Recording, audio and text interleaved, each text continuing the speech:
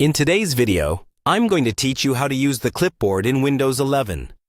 The clipboard is a built-in tool that stores the text, images, and files you copy, so you can paste them somewhere else. Windows 11 actually has some powerful clipboard features that many people don't know about. And once you start using them, moving things around your computer becomes much faster and easier. Let's start with the basics. Anytime you press Ctrl and C on your keyboard, you copy something to the clipboard. That could be a piece of text, a picture, or even a file. When you press Ctrl and V, you paste whatever you last copied. By default, Windows only remembers the most recent item, but Windows 11 includes a feature called Clipboard History, and that's where things get really useful.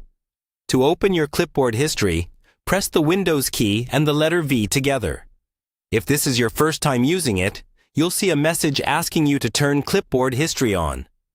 Click the button to enable it. From this point on, every time you copy something, Windows will keep a list of recent items instead of just one.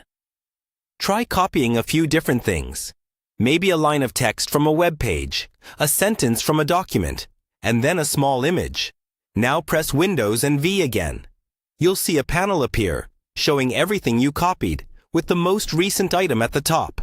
To paste any of these, just click the one you want, and it will be pasted into the app you're currently using. You can also pin items you use often.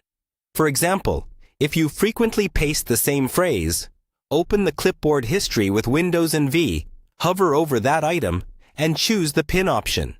Pinned items stay in your history even if you clear it or restart your computer, which is handy for things like standard replies or frequently used links. If you want to clear your clipboard history, open it again with Windows and V, and look for the option to clear all unpinned items. This is great for keeping things tidy or protecting sensitive information after you're done using it. Finally, you can manage clipboard settings by opening the Settings app, then going to System, and then Clipboard.